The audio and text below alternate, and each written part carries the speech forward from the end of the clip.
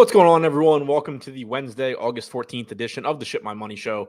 I'm your host, Adam Scherer. You can follow me on Twitter at ShipMyMoney DFS. We have an 11-game MLB slate tonight. No weather concerns, so that is nice. We don't have to deal with any of that. But as we have been for the last few weeks, going to walk through what my player exposures would look like on DraftKings for the main flagship tournament tonight. I think it's $18, $50K to first if the slate started right now. So obviously don't have every starting lineup. The lineups with a check mark we do have. The ones without, we don't. As of the time that I ran my stuff, I know we have gotten a couple of lineups in the last couple of minutes, but I didn't adjust for those, obviously. So going to go through position by position and stack by stack as I have been doing. If you have questions, throw them in chat. Happy to touch on those. As a reminder, if I'm not getting to a team or a player or pitcher or whatever that you like, it doesn't mean they're a bad play. 150 lineups, still a relatively limited number. Have to make some decisions, cut some guys out. So feel free to ask, and I'll let you know if there's a specific reason that I wouldn't like somebody or if it's just probably a random thing in the lineups that I have for this video. So feel free to ask those. As always, hit the thumbs up button, subscribe to the channel, turn on notifications so you get an alert when the show goes live. All of that stuff helps out quite a bit. Now, starting with the pitching on this slate, one thing to keep in mind in general is that with it being an 11-game slate, ownership still matters, but it's just going to be flatter than usual. You're not going to, especially outside of pitching, typically have really, really high ownership numbers coming into anybody. So that does mean that you can kind of just play the guys that you want to play a little bit more than you can on shorter slates. And also the need for negative correlation that is still, powerful in large field stuff, but it's not as helpful on an 11-game slate because, for example, Robbie Ray getting a lot of ownership tonight. If you stack against Robbie Ray and Atlanta does a good enough job to where he's not to where Ray isn't a good fantasy play, there's still a pretty high percentage of the time that Atlanta still isn't a winning stack because there's 21 other teams. So the opportunity cost is just higher for that. Keith Vape said, Adam, I've been studying your lineups. Do you let the system decide your lineups? Yeah, my process is entirely automated at this point. I've spent a ton of time figuring out how I want to approach DFS tournaments and all of that. Actually, on the Endgame Syndicate site, I have a couple of videos out walking through my entire process and why I think about things the way I do, why I approach them the way that I do. The link for that site, if you haven't already signed up, is in the description below. But I spend a lot of time working on making sure that I can replicate a process that gives me lineups that I would want to play. I think that's a lot more useful than hand building or hand adjusting lineups any given night. It just makes it easier to make mistakes and all of that stuff. So I generally don't even look at the lineups that I'm playing before I enter them. I just go through the process that I've spent a lot of time on and trust that it's going to give me the lineups that I want. So starting with pitching, right here, I'm getting to a lot of Edward Cabrera. This is absolutely terrifying. It's purely a price play. The matchup against Philadelphia isn't very good, although you do not have Trey Turner in the lineup, so that does make the lineup a little bit weaker, but still a dangerous matchup here for Cabrera. Kyle Schwarber, Bryce Harper, obviously very, very difficult outs, but Cabrera is only 6K. He's only projected for 15% ownership. The fact that I'm getting so much of him in this run does concern me, not only because it's really scary having this much Edward Cabrera against the Phillies, but it makes me think maybe that the ownership projection is just too low and that he is going to come in a little bit higher. That is something that tends to happen because so much of the field, at least guys that are playing, 100, 150 lineups, et cetera, are using similar processes to me that can kind of be a signal that ownership might come in higher. Paul Blackburn was an example of that yesterday. I think he was projected for like 20 or so percent ownership. He was showing up 45% for me. The field ended up getting to like 45% or something like that, at least in higher stakes. I think in lower stakes, he was at like 30 or 35. So I am a little concerned maybe this ownership number on Cabrera comes in a little bit higher. But either way, the reason that I'm getting to him is the price and also the relative lack of ownership. Only 15% ownership for a $6,000 pitcher that has a 28% K percentage this year, albeit in a relatively small sample. He's a pitcher that has really good stuff. He does have the ability to rack up strikeouts. He has been pretty unlucky so far this season as well.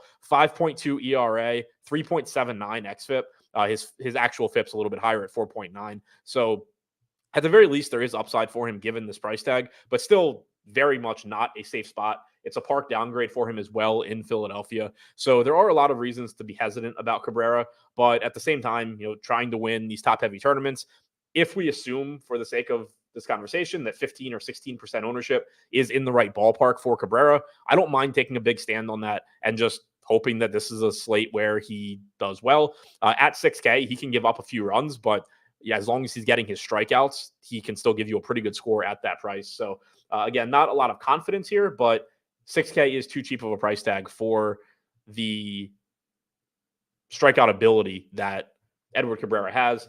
Next, Robbie Ray showing up 57% for me. He is projected to be the highest owned player on the slate. Pretty good strikeout matchup going up against this version of Atlanta in a good park in San Francisco. Robbie Ray missed most of the season, but has struck out 1/3 of the hitters that he has faced since returning from the injured list. He's still only $8,600, which is really nice. The biggest concern that you typically run into with Robbie Ray is that he tends to be inefficient because not only does he get a lot of strikeouts, but he also walks a lot of guys.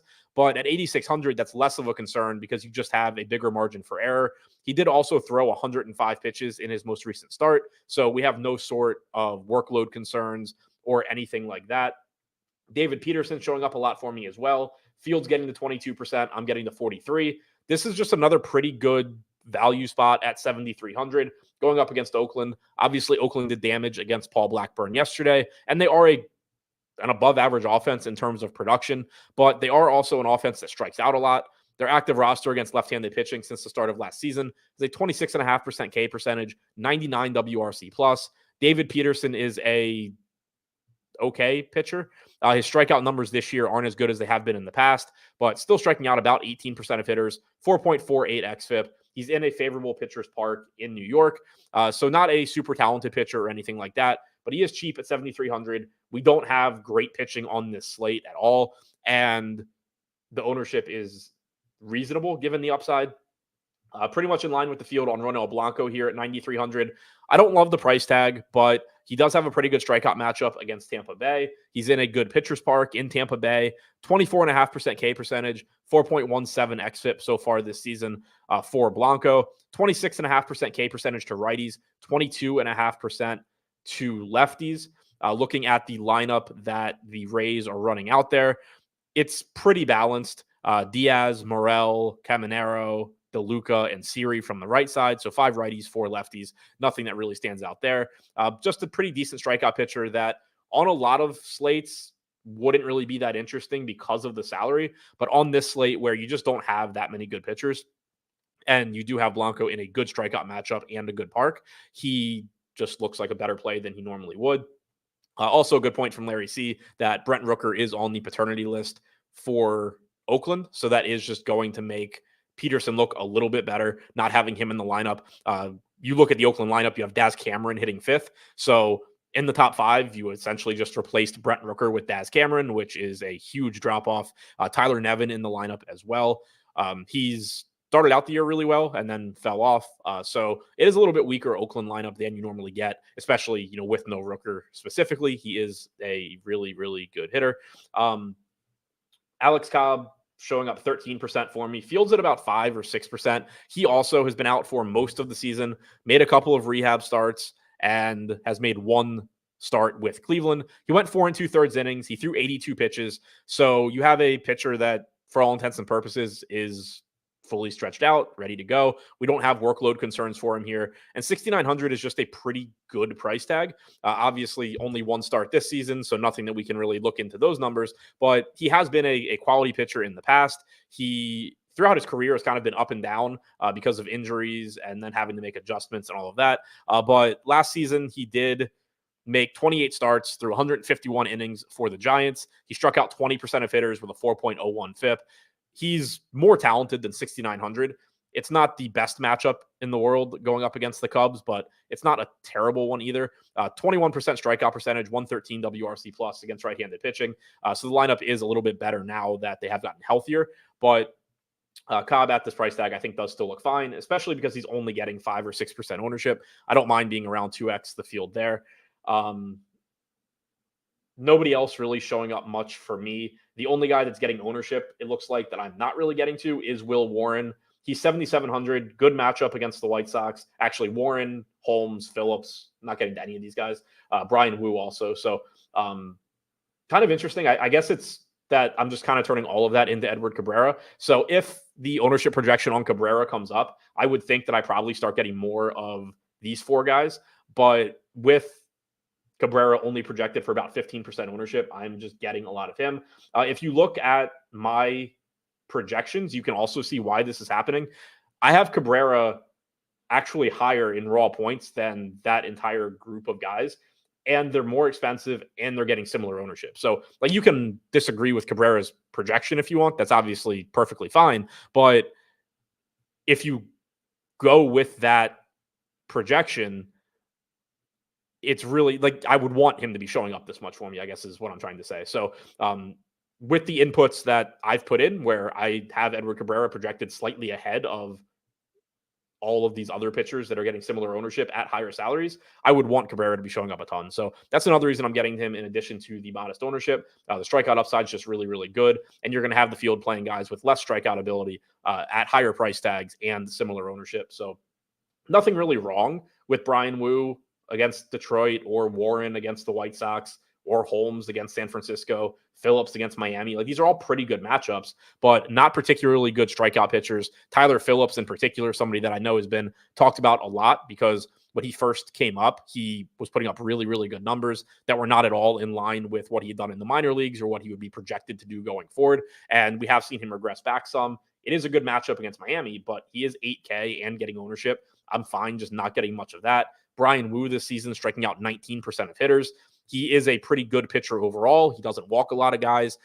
He has an okay matchup against Detroit. It is a park downgrade getting out of Seattle just because pretty much everything is, but it's mostly just the pricing and how bad this group is at getting strikeouts relative to Cabrera. So even though Cabrera has the more difficult matchup, I like the cheaper price tag. I like the similar ownership, and I like the better strikeout stuff. So that's kind of why I think I'm not getting to these guys. If I were to play less Cabrera, if I just had a lower projection on Cabrera, I think all 4 of these guys would start to just kind of pop up for me because I don't think any of them are bad. I just, the way things look right now and the way I have them projected, am getting to Cabrera more.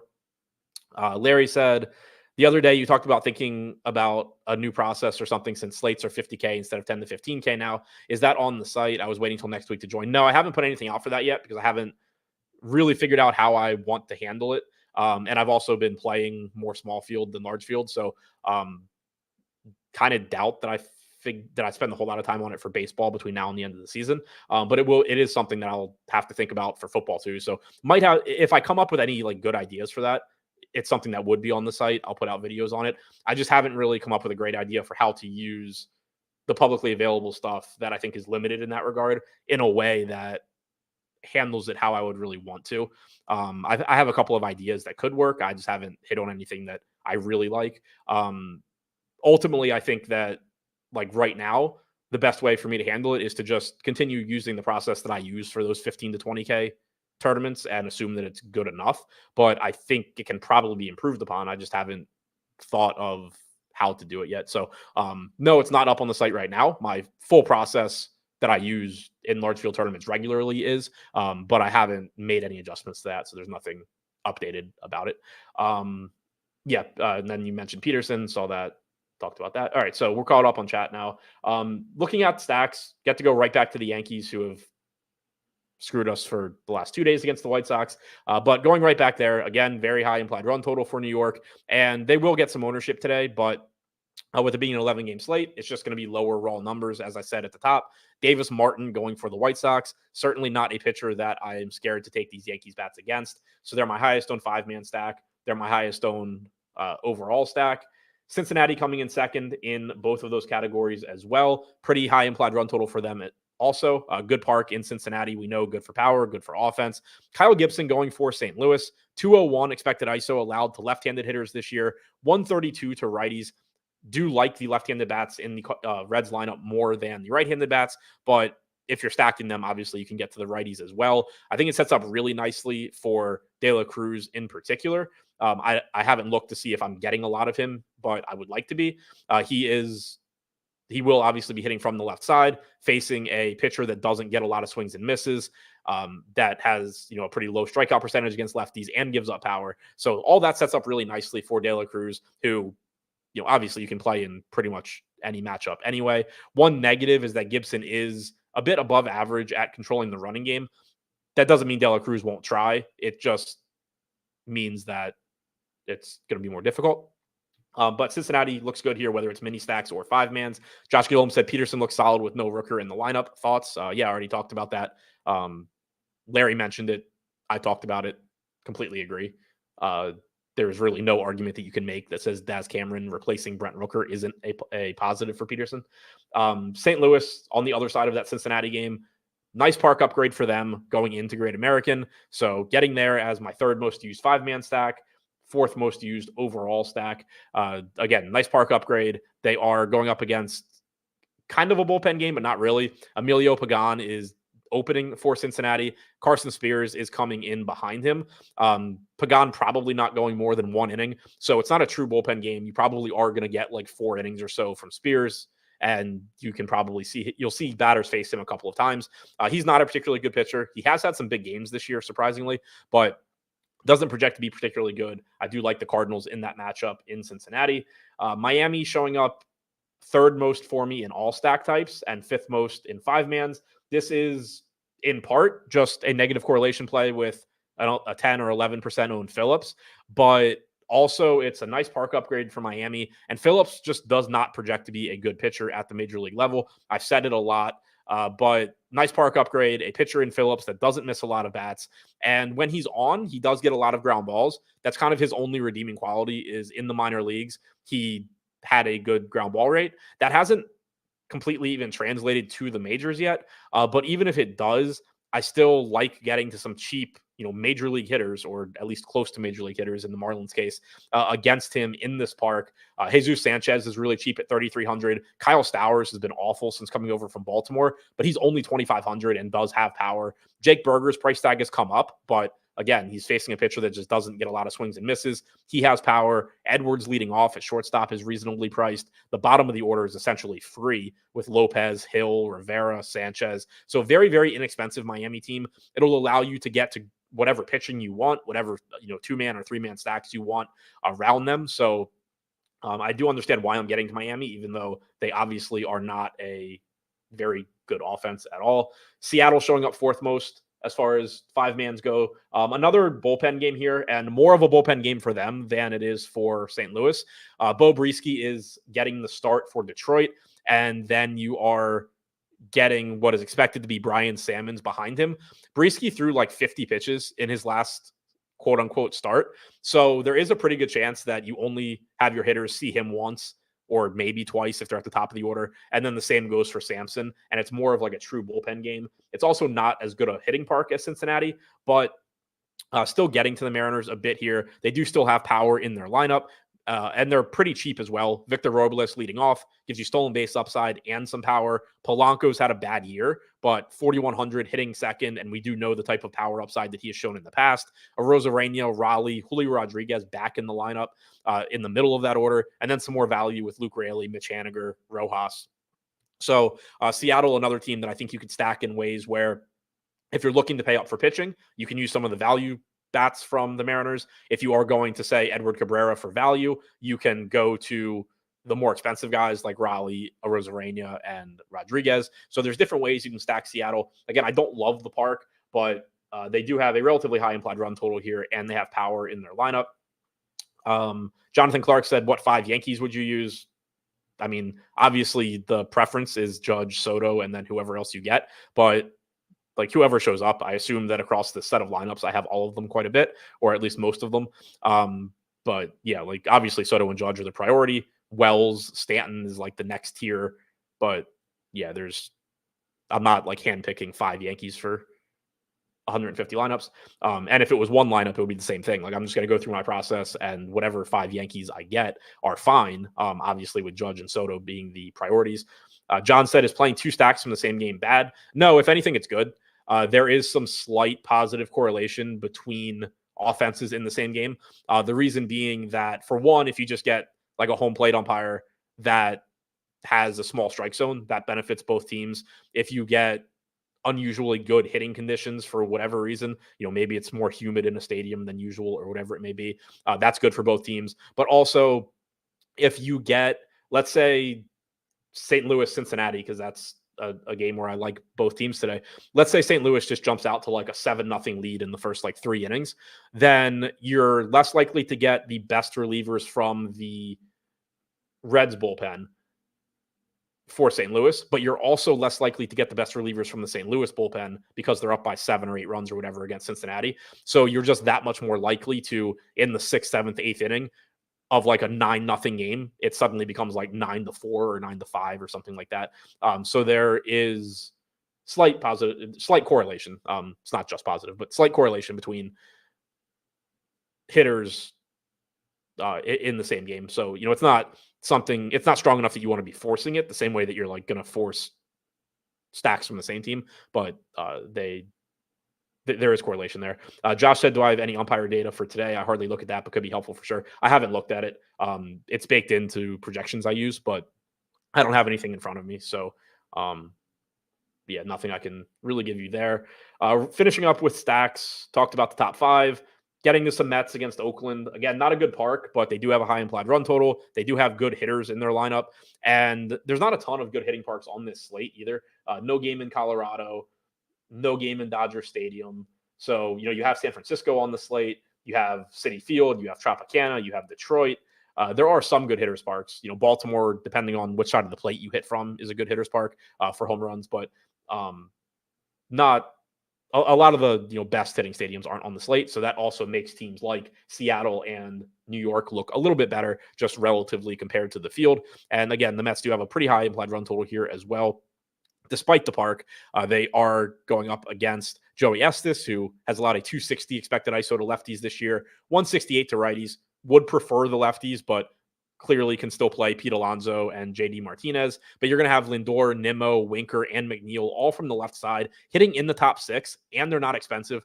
Lindor is the only guy in this lineup on DraftKings north of 5K at 5,100. Nimmo and Martinez and Alonso are between 4,500 and 5K, and then everybody else is less. So there is some value to be had from the Mets, and it's another team kind of like Seattle where you're just going to be able to build really good lineups around them also.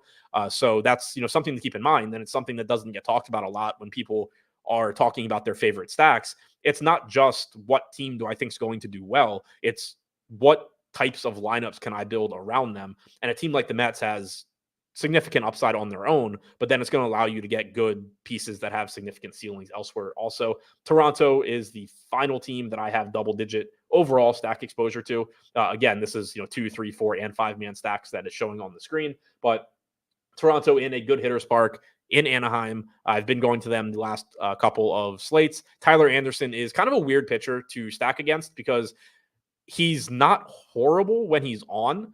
He has a good changeup. He's good at keeping hitters off balance, can induce some infield fly balls, weak contact, all of that. But he just has a small margin for error. He doesn't throw hard. If he's not locating well on that particular day, he's typically going to get hit pretty hard.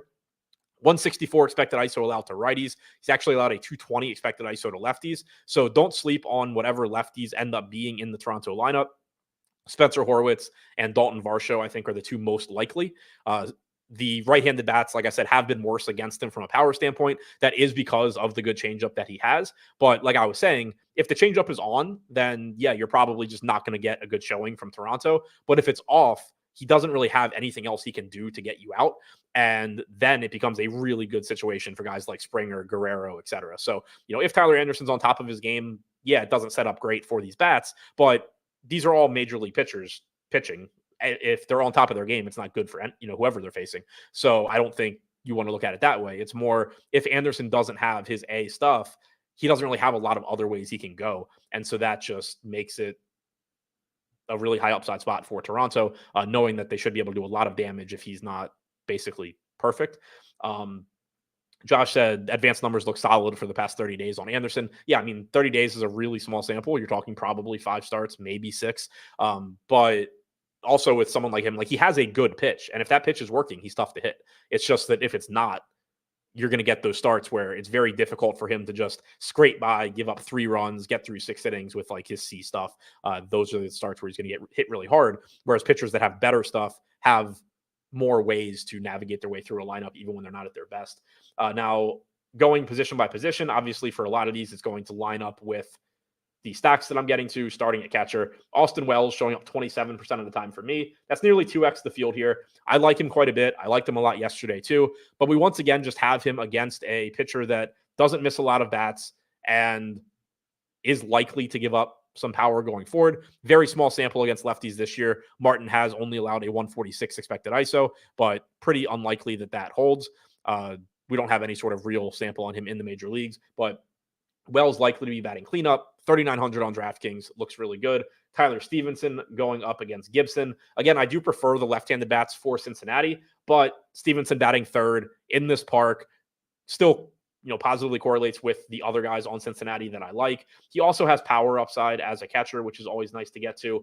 Wilson Contreras on the other side of this game, like him as well. He is a bit more expensive, so it doesn't give you the same sort of value, but he's only getting 8% ownership. So getting to both Stevenson and Contreras in that park at pretty low ownership, at a position where it's tough to get power, I like getting to either of them. Cal Raleigh. One thing to keep in mind with Raleigh too, and I mentioned this, I think, with Oakland yesterday when I talked about their offense, but Seattle plays their home games in one of the most pitcher-friendly parks in baseball. So that doesn't make hitting in Detroit any less shitty for the Mariners. But from a pricing standpoint, it just means that they're not automatically overpriced. Like Cal Raleigh hitting in Detroit is not any worse than him hitting in Seattle, and he's priced to play most of his games in pitchers parks. So that is something to keep in mind, that is just, like a little small thing that can help.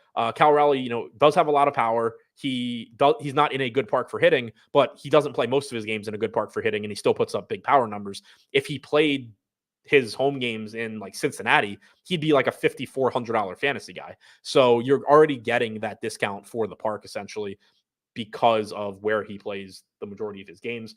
Alejandro Kirk, cheap, hitting in the middle of the order. Don't mind paying down for him at catcher, assuming he's back in the lineup.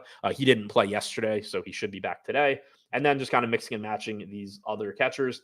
The only catcher getting double-digit ownership is Wells, and like I said, I'm over the field on him, so I don't have any issue with that. Optimal Prime said, I know a full stack is probably better in succession or semi-succession, but when you're doing a 3-man, is it important to try and get it like 3, 4, 5, or when it's 3, can you hit him with the 8, 2, 5 in the order? It's you still want them closer together. Like the closer together, the better, but you're still also just trying to like piece together whatever you need in that lineup. Like the 2 and 5 hitter correlate less than the 2 and 3 hitter, but they still correlate because like 2 and 5, you have a 2 gap there. So you can still have like the 2 hitter on base and the 5 hitter drives him in. Where if you have like the 3 hitter and the 8 hitter, that's not happening all that often. But even then, there's some correlation because if the opposing pitcher just doesn't have their best stuff, that's good for everybody 1 through 9. And if the offense is getting on base and scoring runs, you're also just getting more plate appearances for the entire order. So it's better the closer you can get them together. The correlation is stronger, but the correlation is there regardless of there's at least some correlation there, regardless of the spot in the order. But the closer together, the better, the stronger the correlation is. Moving over to first base, Candelario showing up the most for me at 18%. Vlad Guerrero showing up second most at 11%. Neither guy's getting a lot of ownership. They're both projected around 5%. So happy to be over the field on those guys. Already mentioned I like the left-handed Cincinnati bats quite a bit. Candelario hitting 6th, so not the best spot in the lineup, but he is affordable. He does give you some power upside, especially in this park. Guerrero in Anaheim, already talked about him a bit. The righty-lefty matchup. Anderson, not terrible against right-handed hitters, but Vlad Guerrero is really, really good and only getting 5% ownership. I'm around the field on Alec Burleson. Actually, I'm probably over the field on Burleson. I'm getting 9% at first base specifically. He's projected for 9% ownership overall, so I assume I have at least a little bit of Burleson in the outfield too. But batting second at 4,300 in a pretty good matchup against what will mostly be Carson Spears in Cincinnati. One slight negative for the top of the order for the Cardinals is that they will be facing the opener. I don't know if I would say prefer, because like batting second, you do still get that extra plate appearance most likely. But if Burleson were batting like sixth, his first at bat would be against Carson Spears, most likely, whereas he's guaranteed to get his first at bat against Pagan now, which isn't as good. So that's kind of a slight negative, but it is mostly just going to be made up for by a good spot in the batting order and that extra plate appearance later in the game. Pete Alonso, only 4% owned. I'm 2x the field there. I like that quite a bit in that matchup with Estes. Again, just not a great pitcher. Alonso's affordable. He has power, all of that stuff. Jonah Bride, not a great power hitter, but he is batting cleanup. He's only 3,100, so he gives you some value. He's projected for like 2% ownership in a very nice park upgrade playing in Citizens Bank. I already mentioned I was getting a good amount of Miami, so not surprising at all to see him showing up. Pretty much around the field on Ben Rice here, so he doesn't look like as much of a priority for me as like Austin Wells, and that makes sense given the position. You just have less opportunity cost at catcher. There are fewer guys that I want to be getting to other than Wells, whereas at first base, yeah, you can play more Ben Rice. He's not a bad play or anything like that, but I also want to be getting to all of these other guys, and so how much Rice you can get to just kind of comes down. Shohei Ohtani, I'm getting 5% at first base. I would guess I'm probably getting around 10 in the outfield. He's getting 15% ownership. Normally, I end up around the field, if not a little bit higher on Ohtani. So we'll see how that shakes out. As far as guys I'm not getting to, Freddie Freeman, I'm only getting about 2% at first base here. He's projected for 11% ownership. So the Dodgers just look like a team that, for whatever reason, are not showing up a ton for me. I would guess that it has to do with pricing. Going back to what I was saying before about it's not just what is your stack going to do, it's also what can you put around them? And you have Freeman back in this lineup at 5,100. You have Ohtani at 6,700. You have Mookie back at an expensive price tag. Mookie's 6,200 on DraftKings. Hernandez is 4,800. Smith is 4,700. There is some value in the lineup too with Lux, Rojas, Hernandez, Kiermaier, or whatever combination of cheap guys they go with, but those aren't really the hitters you want to get to. And so it just comes down to, you can take a team like the Dodgers that have, pretty healthy 5+ run implied run total in a pretty good hitter's park in Milwaukee. You can certainly play them in a decent matchup against Frankie Montas, but your pitching and or one-offs around them just aren't going to be as good as these teams like St. Louis or Seattle or the Mets that are just less expensive and have similar implied run totals. So that's probably why I'm just not getting quite as much, as it's more difficult to get the stacks that I would want because of the prices on those Dodgers bats. That's not to say if you can find a way to do it that it's bad. Obviously it's good. One thing to keep in mind too, that it's kind of a counterpoint to what I was just saying about the teams with similar implied run totals. Even though the implied run totals are similar, there is more home run upside for like the Dodgers in this park than for the Mets in their park, even though they have similar implied run totals. So like the Dodgers are still quote unquote better. It's just that they're probably not better by a big enough margin for me to want to pay for them, especially when they are more popular or similarly owned to the cheaper guys that are going to let me get really good teams around them. Bryce Harper not showing up a lot for me. That's not surprising given how much Edward Cabrera I have. If you want to go to the Phillies here in Philadelphia against Cabrera, I think that's perfectly fine. He has given up power to left-handed hitters this year.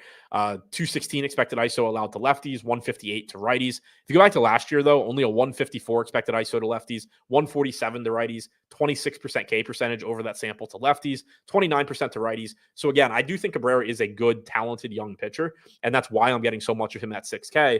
But the upside is obviously there for guys like Bryce Harper. I'm just not getting to them in large part because of the huge stand I have on Cabrera right now. Burleson already talked about. Not getting to a lot of Berger here, which is surprising to me. Hopefully I have him at third base because I do know that I'm stacking Miami a good amount, and I would like to be getting probably their best power hitter in those lineups. If I'm not getting to him, and we'll see again at third base, but if I'm not getting to him, I would assume it's because I'm just prioritizing the Miami value. But with how much Edward Cabrera I have as a value play, I would hope that I'm getting Berger just at third base instead of first. So nobody else really getting a ton of ownership there.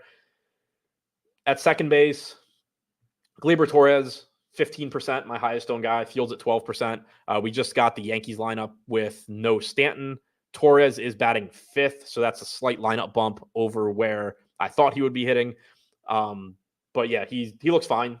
Not the best hitter, but not the worst. He's in the middle of a lineup that has a very high implied run total. Pretty self-explanatory there.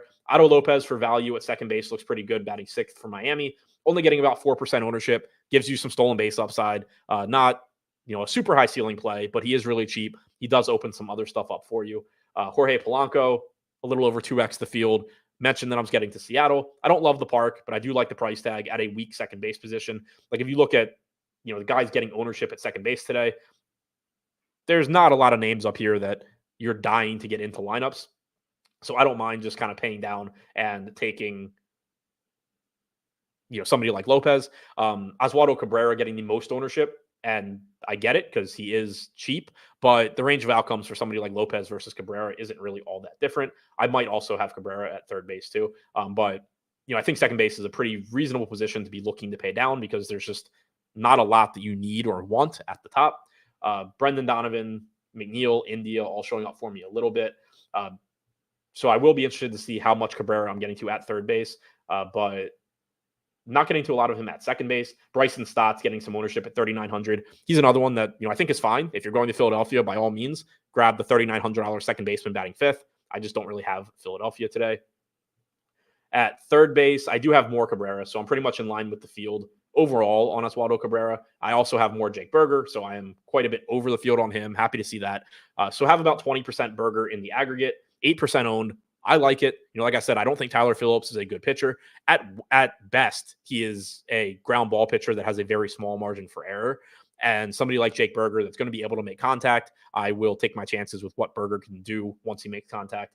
Arenado and Cabrera both showing up for me, 10 to 16%. Not surprising to see Arenado there, given that I am getting the St. Louis against Cincinnati. Nice park upgrade, as I mentioned. And then just kind of mixing and matching third base.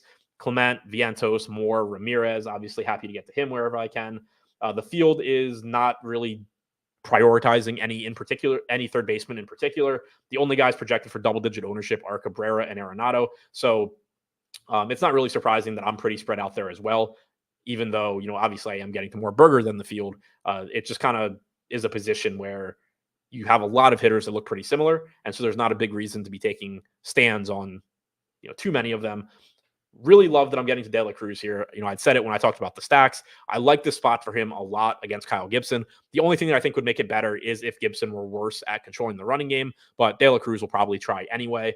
The price tag's expensive, but you can get that if you're willing to roll the dice on somebody like Edward Cabrera. You also can get it if you just stack Miami and throw in De La Cruz, or even if you go Cincinnati and use cheap Miami guys as filler. Stuff like that will allow you to get to him. He's only projected for 9% ownership. I love getting there. I really like getting to Lindor here as well, despite the park. Left-handed bat against Estes looks very, very good, as I mentioned before. $5,100 price tag, very reasonable. No Bobby Witt on this slate either, so shortstop is a little bit easier to pay up for other guys. Getting to a lot of Edwards, which isn't surprising at all, gives you some stolen base upside leading off. Only getting 4% ownership. The price tag isn't the best at $4,400, but it's not crazy expensive either. Mason Wynn, only getting 6% ownership, leadoff bat in another stack that I'm getting to a lot. So I'm a little bit over the field there. Right around the field on Anthony Volpe, getting some Zach Neto. So really taking a stand on De La Cruz. I like that a lot. Taking a stand on Edwards, which makes sense given the Miami component of my lineups. Lindor, not a huge stand as far as compared to the field, but definitely a guy that even though he is getting ownership, I'm happy to be getting to. The only shortstop getting double-digit ownership is Lindor, so the field's likely to be pretty spread out. But again, I really, really do like the stand on Elly De La Cruz, which not really going out on a limb. That's obviously one of the best places you can be any slate. This is super helpful. Giancarlo Stanton, my highest owned outfielder. I think he was actually my highest owned hitter. He's not in the lineup, so that obviously is going to change. Trent Grisham is batting sixth. He was not in the projected lineup I used, I don't think. So it changes he wasn't. So it changes the construction of the Yankees lineup because obviously Trent Grisham isn't giving you the same sort of 2 or 3 home run upside that Giancarlo Stanton does, but it does give you a pretty inexpensive bat that is in a good position in that lineup. It's just going to make the Yankees stack as a whole less expensive, and it's not going to do a whole lot in terms of changing their overall ceiling, even though Grisham is a lower upside player than Stanton. 2,700 is just another cheap bat in that Yankees lineup that you can get to. Also, no Rice in that lineup. I missed that when I talked about it. I didn't have a lot of him, but LeMahieu is like a worse version. Still just a cheap guy that you can use for value. So outside of Stanton, Judge and Soto being my two highest owned guys here isn't surprising. They're going to be popular. They'll probably be two of the highest owned hitters on the slate, and I think they absolutely should be. It's just, I would rather find other contrarian pieces to mix into lineups than not be playing Aaron Judge and Juan Soto against whatever a Davis Martin is. Alex Verdugo, very cheap leading off. Not a ton of power upside, but still is going to look good in this matchup leading off for the Yankees. So not surprising to see the Yankees outfield at the top here. Jesus Sanchez, I do like, given that I am getting to the popular Yankees, I like that like the next tier of outfield plays for me is just all pretty low owned. Jesus Sanchez getting 5% value play that does have some upside from the left side, batting third. Really like him going up against a pitcher that doesn't miss a lot of bats in Phillips. Victor Robles leading off gives you some stolen base upside in addition to whatever power upside he has. He's cheap. Arozarena has power. Steer, Friedel, both from the Reds. Friedel from the left side, Steer from the right, but hitting in the middle of that order at very low ownership in that park is pretty appealing to me. Springer, we've already talked about Toronto a lot, and then you get to Nimmo, Martinez going up against Estes in New York. So I do like that I'm getting outfielders outside of the Yankees outfielders that I just think are really good, popular plays. I am getting outfielders that are low owned, but that do have substantial upside from either a power or speed standpoint. It's not like I'm just finding value outfielders that are like hitting eighth and priced at 2,600. I do like the matchup and upside for all of these guys. The field is getting to a lot of Ohtani. So I am a little below the field on Ohtani, but not as much as I am on like the other Dodgers. I have, I think 9% Ohtani combined. The field's at 15 or 16. But I don't mind that I'm just getting to more Judge and Soto and Verdugo because I do have a lot of Yankee stacks, whereas Ohtani, I don't have a lot of Dodger stacks. So the guys that he correlates with, I don't really have. Whereas, I have all of these Yankees guys, they correlate with each other. So, yeah, I'm fine with, getting to the Yankees more than Ohtani. Not a knock on Ohtani. Obviously, he's great if you can get there. But pretty much playing the chalk outfielders, but then also taking some stands on lower-owned outfielders.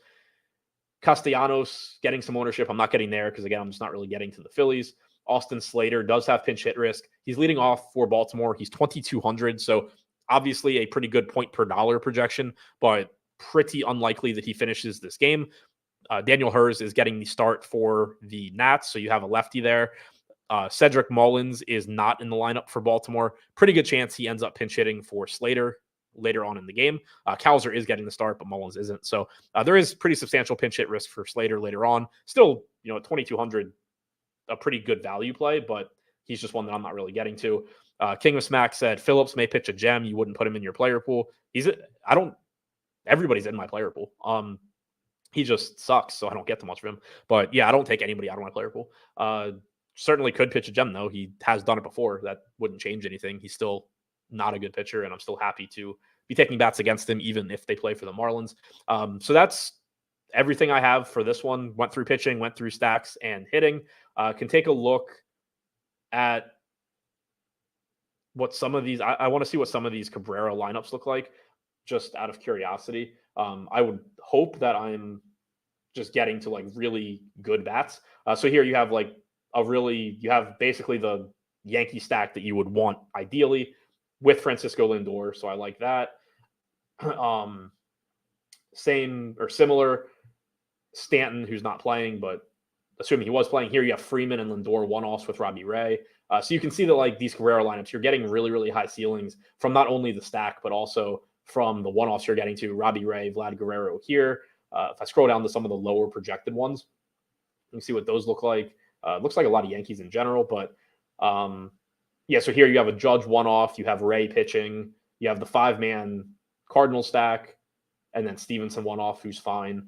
So I do like that the bats in the Cabrera lineups are very high upside lineups. It's just very different. I wouldn't want to be taking a bunch of risk on somebody like Cabrera in this matchup if it's just giving me lineups where like I have a bunch of 4K hitters that are not really, really good power hitters, but it's giving me the stacks that I really like, and then it's giving me the best one-offs on the slate around them. So I do, given that, like the amount of Cabrera that I'm getting to, even though it is obviously risky. So that's all I have for you for this one, unless anybody has any other questions. Otherwise, again, don't forget to hit the thumbs up button, subscribe to the channel, hit the notification bell, subscribe to Endgame Syndicate using the link in the description below, and I will be back here with the same show tomorrow. Thanks again for checking it out.